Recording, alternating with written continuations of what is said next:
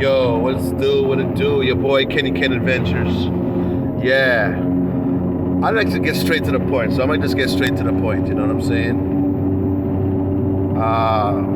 A lot of people like to categorize Passport Bros as the same. I'm here to tell you that we're not the same. We're definitely not the same. The detractors will make you think that we're all monolithic. We all fit this character profile of incels that couldn't get any girls in the States, and we're traveling because we're angry and we're bitter. People like we don't even need to call them. I don't even feel like calling them. You know who the fuck I'm talking about.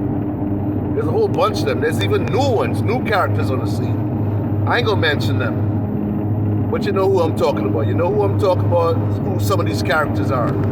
They want to categorize every black male traveler as an incel, low IQ. They couldn't get chicks in the States. They all going to travel for prostitutes. That's their pigeonhole character of a black traveler, aka travel bro, or aka passport bro. I'm here to tell you that's incorrect. There's different types. There's passport bros. Yes, there's bros that were not successful with women, that figured out like, hey, instead of and the ones that wasn't successful with women, they were actually tricking in the States. There's those types that used to trick in the States, but then they figured out like, wait a minute, it's way more cheaper to go overseas and do it. So they have those people, right? That like to do the pay for play. They were doing the pay for play in the States. Now they realize, okay, I can go different countries and do pay for play, right? There's the others. There's brothers that that was doing a dating thing and coming across the same type of woman, the same type of entitled, overpriced, overvalued woman, and they're like, fuck it. These brothers are digital nomads. Most of them is working IT guys or guys that can basically work anywhere. So they're like, fuck it. Or they just realize, hey, I'm already working offline. I'm already working. I'm a digital nomad. So why stay over here when I could be anywhere? And a lot of countries are very digital nomad friendly. So they're those type of brothers. All right? They're brothers that just like, so there's the guys that like to do pay for play, that was doing pay for play in the States,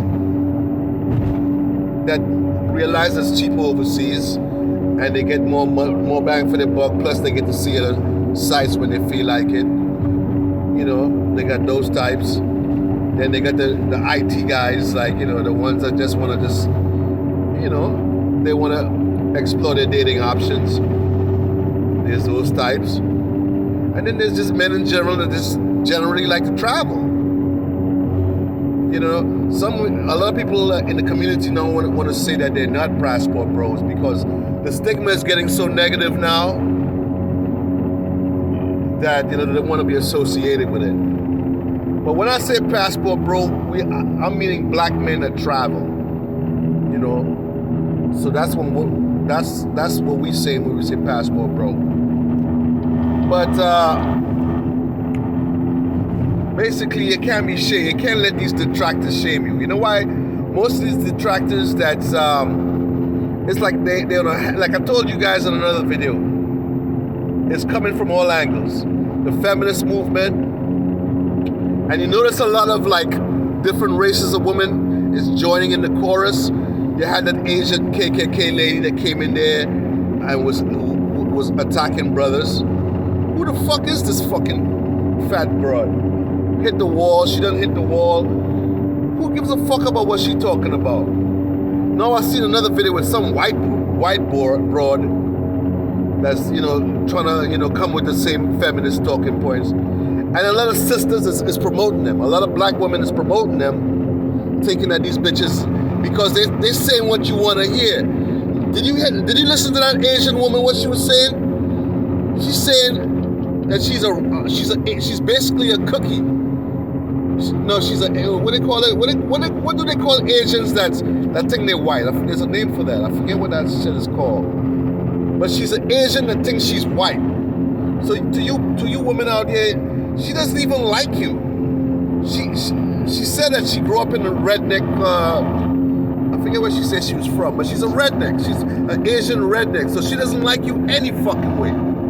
So why is she getting herself involved in the passport business? You know what I'm saying? The passport brother business. Bitch, shouldn't you be sucking some white boy off? What the fuck are you talking about? Then you got this other white bitch I seen. You know what I shouldn't be. I already said it. You see this Caucasian female coming to the fray now. Coming with the same black feminist talking point. I can see that shit a mile away. Why are these other women of other nationalities coming in with the black feminist talking points? They're trying to fool you and fool and divide, you know? But the thing is, here's another question I would like to ask. So most of the women that's doing that pushback, if you really look at them, they're not attractive anyway. They're not they are the undesirables. There's a couple females that were desirable, but for the majority of it, they're undesirables.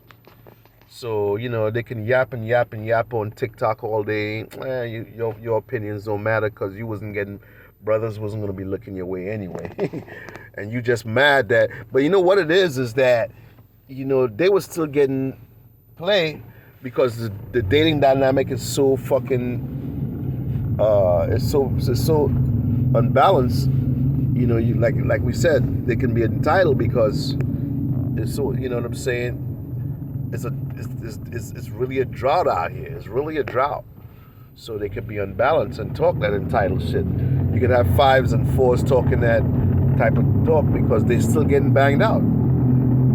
They're getting banged out by guys that's in higher SMV numbers because the dating market is so messed up. We already know that. In the Matrix, you can't really get to the dimes, man, unless you at a certain financial bracket. You know what I'm saying? You can't get to them. You know, so of course everybody's the people that's playing the game in the Matrix, the non-travelers, they have to settle for overweight women. They have to settle for very unattractive women. Shit, I even seen a chick, you know, no disrespect to the disabled, but I seen a chick in a wheelchair that was talking that shit. And then you look at the comments, brothers was all in the comments, like, hey, with the thirst. So, I mean, dudes is smashing anything out here, bro. It's bad in the Matrix. You wouldn't think it was like that, but it's really bad out here. It's like my man Austin said, it's that bad out here. So, all these pushbacks, you guys are just looking like idiots. You're all cackling all day long on these panels, cackling about, and then you're looking at Passport Bro content creators and cackling. Y'all could keep going. It's just entertainment. I watch some of this shit. It's entertaining. You know what I'm saying? Y'all could troll and cackle all day long. Y'all not gonna stop anybody from traveling. And your new talking point is all the unfortunate things that's happened to some travelers overseas and shit. There's been a couple robberies in Colombia. I'm gonna do a video on Safety Guide. I've done one on my old channel. Unfortunately, my old channel was removed, but I gave some really good tips on how to stay safe in Medellin. And I won't re-upload the same video because I no longer have that video, but I'll do an updated version, so y'all look out for that. But yeah, man, don't let these detractors distract. You know, they can distract. That's all they got. All they got is their opinions. That's all they got, and they're using fear tactics. But honestly, as far as Colombia, like I told you guys, I'll blame the flexes for that. I definitely blame the flexes. There's a lot of combinations. The only regret I have is that the wrong people found out about Colombia, because that was my spot, man. I still go over there. I'll still go over there. I plan on going over there in a month or two. But it's just, I know it's definitely different. I had a couple of homies that just came back that was going there for quite some time, and they even them say that the climate is a little different, But yeah, the flexors created that. Plus, it's a combination of the flexors, combination of the economy, of a lot of jobs were lost because of the pandemic. Then the flexors came in at that time, people hungry. And now the gringos is the biggest lick. Especially with Colombia, the drug game is not really popping like it was in the 90s because the drugs is all in Mexico, unless you're doing it on a large scale. Unless you're doing it on a large scale, you don't really see no money selling drugs in Colombia, So the biggest lick is robbing. Shit, they even robbing their own people. The biggest lick is robbing tourists and drugging tourists. That's the biggest lick. And you guys, like I warned you guys on my old channel, I consistently warned. I was warning, like, yo, what the fuck are you guys doing? Do you know where you're at? Colombia was the last place you should have went to try to flex. The last place. It was straight. It was always a sense of danger. Even when I was going there back in 20, say when I first started going there. Like I told you guys, when I first started going to Colombia, there was no brothers going there. Shit, when I was going there, I was the only brother on the plane that I seen on the plane. When I first went to Colombia, early 2016, I only seen one other brother there. One other brother. I seen him at this one strip joint. No, it wasn't La Isla. Where did I see him at? Barra Executiva. Met this brother there in Barra Executiva, and he was like a flight attendant. So it was only very few men knew about that spot. I heard Black Man Travels. Shouts out to you. I heard you say that you were going there since 2015. So very few men knew about that place. You know what I'm saying? And like I said, I feel kind of halfway responsible because, like I said, when I went to Colombia, I went crazy, and I came with receipts. I was posting it on all these fucking Facebook, all these Facebook groups, my Colombia receipts. Then shortly after I posted my shit on Facebook, I seen Ace Live head over there, and then I Am Mara head over there, and then a couple other YouTubers head over there, and then that's when people start knowing about it. Brothers didn't really start heading over to Colombia on like about 2018 was when brothers started going over there. But other than that, man, I hate to say it though, it's, I don't know, I wouldn't say the Pookie. Should I say the Pookie and Ray Ray messed it up? The ones that don't know how to act? Yeah. They kind of messed it up, man, because it was a spot, you know what I'm saying? And I can see why white travelers feel a way about black male travelers. Because in their mind, and I know they say it too, like everywhere that was a honey hole for them for many years, as soon as we show up, it gets fucked up. The prices go up. If you're mongering, the prices go up, everything go up, and then all of a sudden, stupid shit start happening. But yeah, I don't know. It's just a sad thing, man. So everybody is like, it's sad, man. It's very sad, like, especially for a man like me. I mean, it still is a good eating place for me. I just can't tell you niggas where I go and what I do. I can't even tell you my movements now. Unless I get a consultation. For me, I'm still good. I'm still going to eat, but hey, man, no more free game. Like Pac say, stop giving game for free. These YouTubers give you all this game for free, and y'all fuck it up. Intelligent people, with the horde of passport people, the horde of people getting passports. Every Tom, Dick, and Harry getting a passport, and then they go over there and fuck it up. Nobody's getting consultations. That's why it's so many robberies. You dudes you're so cheap. Y'all don't want to pay for consultations. Y'all don't even want to do the necessary research. I did the necessary research.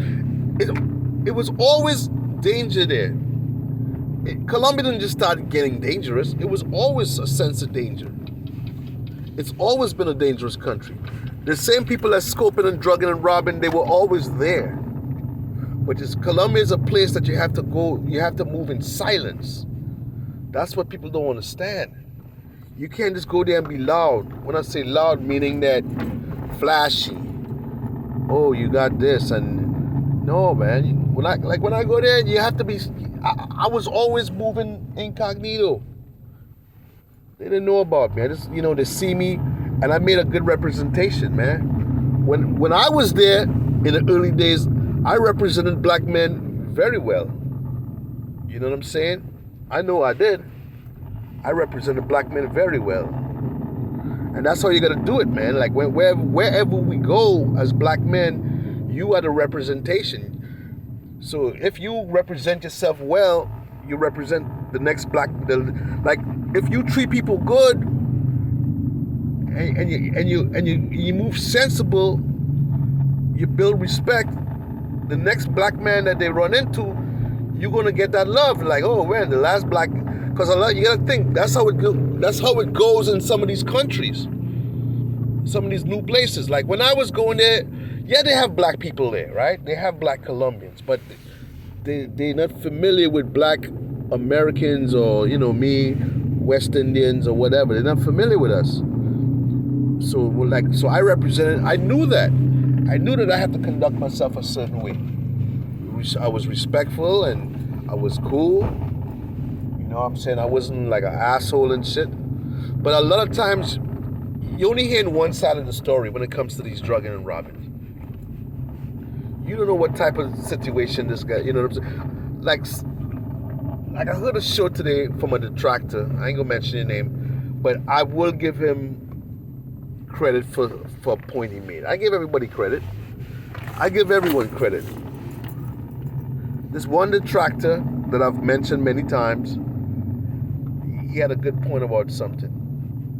Ooh. Let me see if I can remember what that point is. I meant to write it down. It'll come to me. Oh yeah, this is what it was. It's like people, you go in there, okay, try and do, okay, for the non-P, for the non-pros, okay, for the people that's trying to get non-pros, you gotta really, really realistically think. That was the point. I agree with the detractor on that. These chicks, you go in and trying to get free pussy, right? You think that you can get some pussy off. Oh, I'm gonna have her come to my spot. I'm gonna just give